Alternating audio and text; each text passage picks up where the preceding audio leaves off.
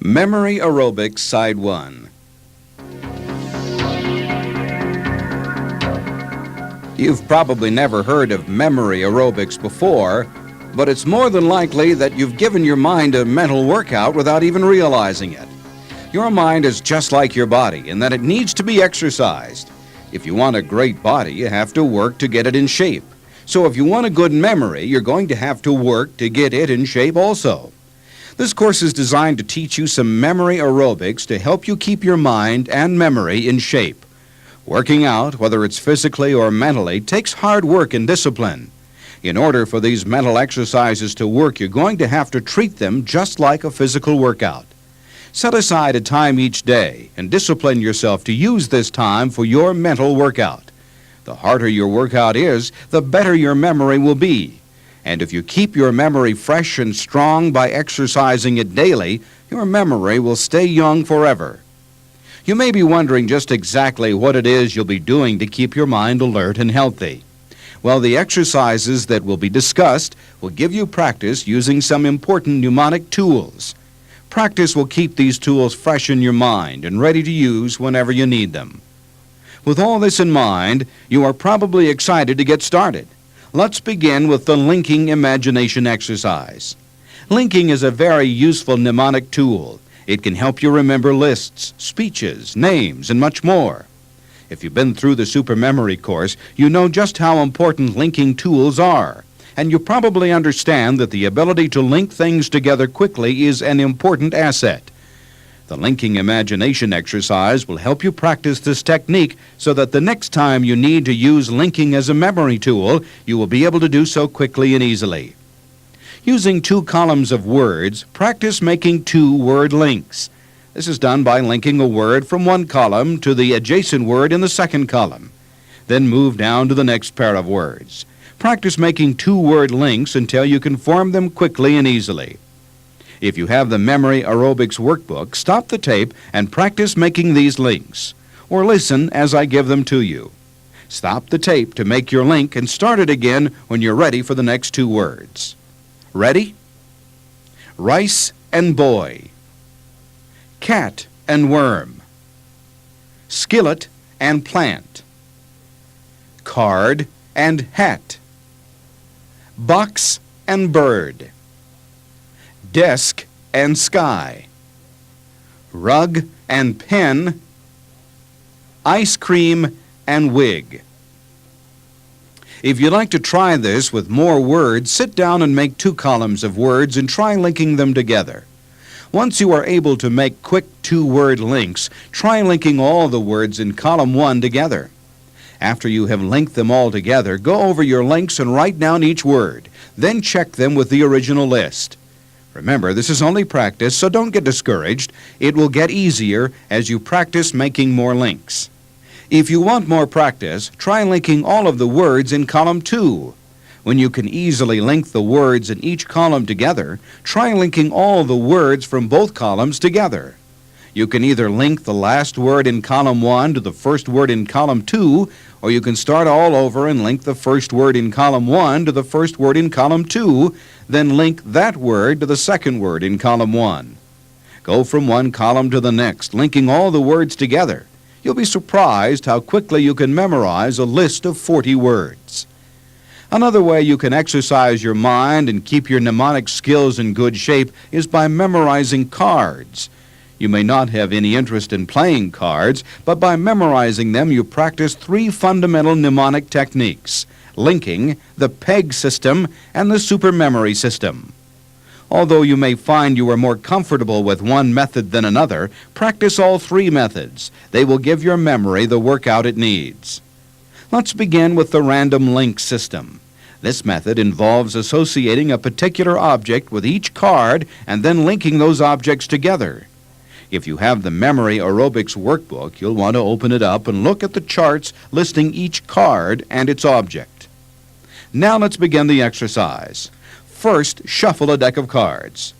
Then go through the deck, linking the cards together one by one. Use the chart provided in the workbook to get the objects to make your links. Be sure and set the cards down in order so you can go back and check yourself. After you have formed your links, review them in your mind, moving from one object to the next. Then write down each object in order and use the chart to decode the objects. If you don't want to take the time to write them down, go through your mental images and pick each object out. Beginning with the first object, look at the chart to see which card it corresponds with, and then look at the first card you put down. Do they match? Go through each image, then decode it and turn over the next card. So how'd you do? You might need to repeat this exercise a few times until you can memorize a deck of cards with no mistakes. This exercise may seem impossible, but you'll be amazed at how quickly you can memorize an entire deck of cards. The second part of this exercise is much more difficult. Your memory will really begin to sweat with this workout, but it will also be in better shape because of it. To begin this exercise, you will need to memorize the chart listing each card and its representative object. You're going to have to use rote memorization to do this, and it will probably take a little extra time. Once you have all the cards and their corresponding objects memorized, try writing down each card and its object without looking at the chart. When you feel that you have the entire deck of cards memorized, try the first exercise again without referring to the chart to decode each card. After completing this exercise, your memory will probably be tired from such an intense workout, but you will feel great knowing that you're keeping your mind young and alert. Practicing the PEG system is another way to exercise your memory. This system can also be used to memorize cards. Once again, you may not play cards very often, but by practicing these methods, you are exercising your mind and keeping it healthy. The Supermemory course went over the PEG system in more detail. If you're unfamiliar with this method, you may want to go back and review it. Just to refresh your memory, remember that the PEG system is a method where each number from 0 to 9 is represented by a consonant sound. 0 is represented by the letters S and Z, 1 by T, TH, and D. 2 is represented by N, 3 by the letter M, 4 by R, 5 by L, 6 is represented by either a J, soft G, SH, or CH. 7 is represented by K and hard G, 8 by F and V, and 9 is represented by P and B. Using the PEG system to memorize cards is really quite easy. You simply form words that represent each card and then link the words together. The consonants we just went over represent the rank of the cards. The first letter of the suit is used to represent the specific suit. C stands for clubs, D for diamond, S for spades, and H for hearts. In order to form a word for each specific card, begin the word with the letter of the suit and end it with a consonant representing the rank. For example, the 2 of spades would be represented by the word sun. As I said earlier, this system is explained more thoroughly in the Memory Power course. Now that you are familiar with the PEG system, use it to practice memorizing a deck of cards. Shuffle a deck of cards, and as you take one card from the deck, think of a word beginning with the suit and ending with the rank. Then lay the card down. Pick up the next card and do the same thing. Then link it to the previous word. After linking a few words, be sure to go back and review them all together. Once you have gone through the deck, go over your links and see if you can remember the order of the cards. If you're really interested in memorizing cards, the Card Power system would be the best method for you to learn to use.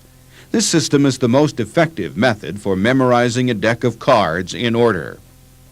Before beginning this exercise, you need to make sure you are familiar with the Supermemory system. Once again, this system is presented more thoroughly in the Cards and Figures workbook and is listed as the Card Dynamic System. You may want to go back and spend some time reviewing it until you are very familiar with the system. We will quickly summarize the main points of the Card Dynamic System just to refresh your memory. This system is different from the PEG system because it uses vowels instead of consonants to designate the card's rank. The Card Dynamic System also moves the letter designating the suit to the end of the word rather than the beginning. A word is formed by using the key vowel sound, representing the rank, and the suit letter. For example, the 4 of spades might be represented by horse, course, or chores. Turn the tape over to side 2 to continue.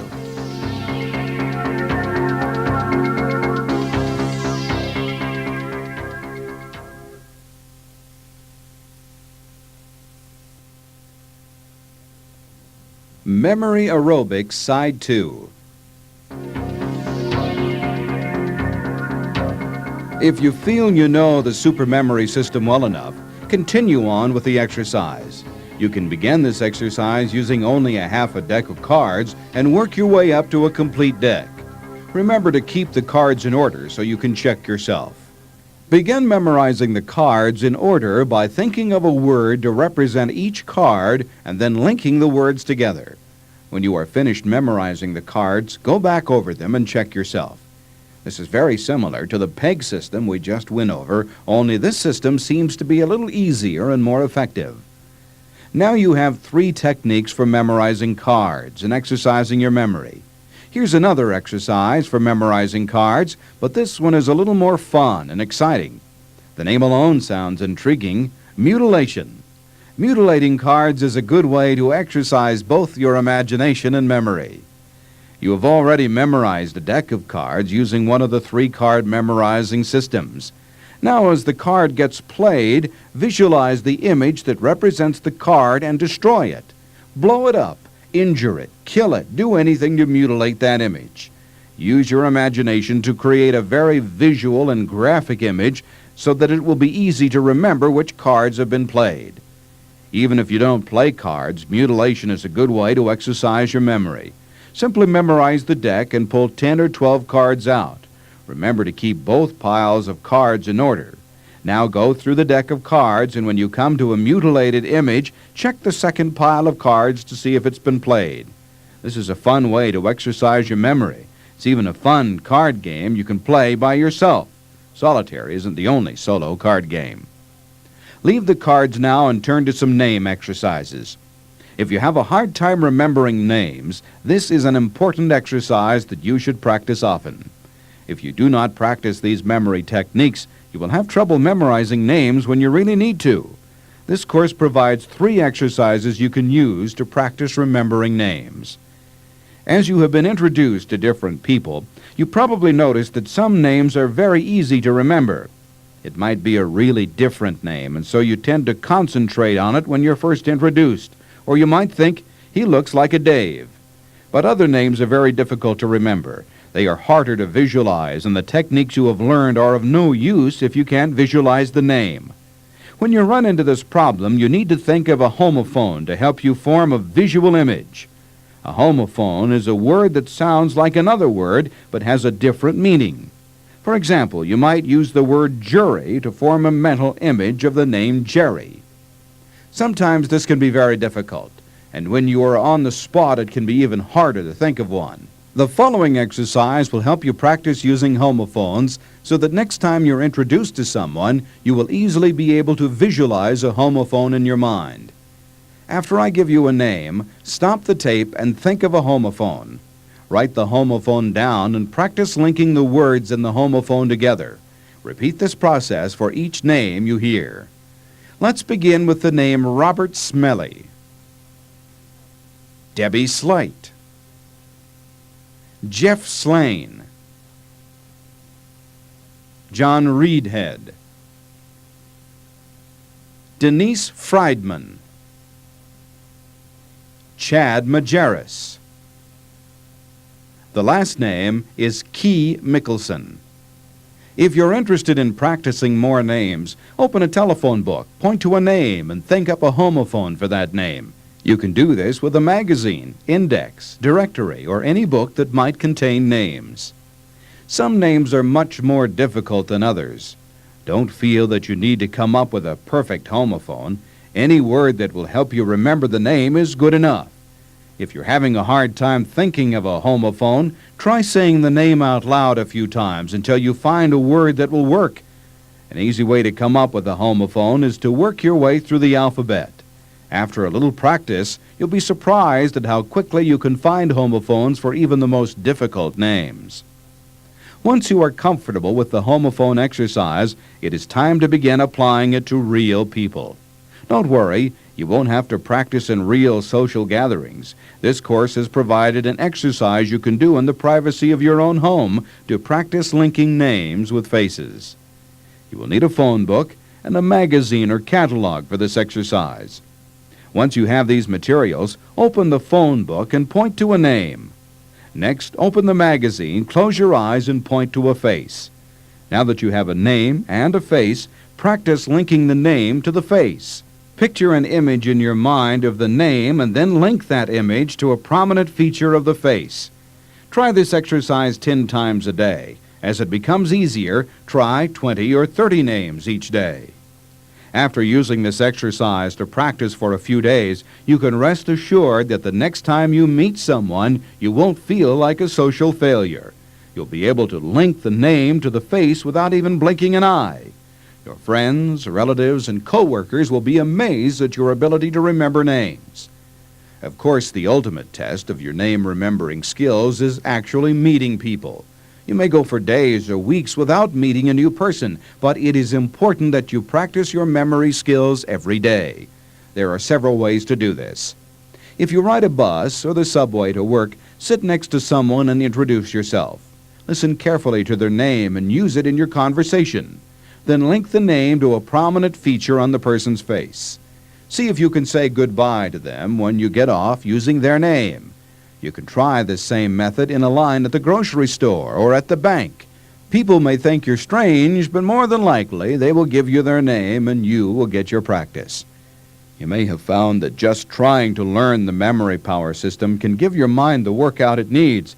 This course provides you with some exercises you can use to practice the supermemory system while working your mind at the same time. Earlier we discussed the supermemory system, which uses a vowel sound to represent each number. Even if you know how this system works, you have to know which vowel represents the number in order to use the system. This exercise will help you learn the supermemory system and will give your memory a workout at the same time. Find the list of numbers and their corresponding vowels in either the Memory Aerobics workbook or the Cards and Figures workbook. Go over each number and pronounce it with its vowel sound. Repeat the list several times until you feel comfortable with the sounds and can remember which sounds represent which number. Once you have memorized the vowel sounds, use this next exercise to test your skills. As I say a word, write down the corresponding number. Ready? Ice cube, ruby, hot dog, sewer, ice cream, grapefruit, cuckoo, diamond, rainbow, hot plate, donut, food fight, spider, baby, toothbrush. Let's check your list to see how many you got right.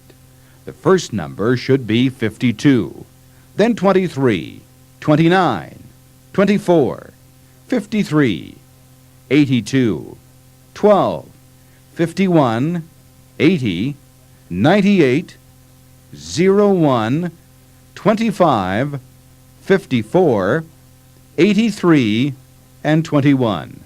If you want to practice with more words, you will find a long list in the workbook. When you can quickly identify the number that goes with each word, you will be using the supermemory system effectively. When you feel good about the system and are familiar with the different mnemonic techniques it uses, there are some easy exercises you can practice every day to keep the mnemonic techniques fresh in your mind. Try memorizing license plates. You can do this as you drive to work or walk down the street. Pick out a few license plates and memorize them during the day. At the end of the day, review the license plates to see if you can remember them. If you have properly used the mnemonic techniques, you will find each number stored in your mind, and you will find them easy to retrieve. Everybody needs to memorize telephone numbers. There are probably a few numbers you use quite frequently but have never taken the time to memorize. Now is a good time to do so. Practice memorizing each telephone number you use and put the memory tools you have learned to work. The exercises in this course will help you improve your memory and keep it in great shape. But your mind is just like your body. Exercising your mind needs to become a daily routine, just like exercising your body. Set aside a specific time each day to practice your memory skills. If you consistently use the mnemonic techniques you've learned and give your mind a mental workout, your memory will stay fresh and alert for a long time.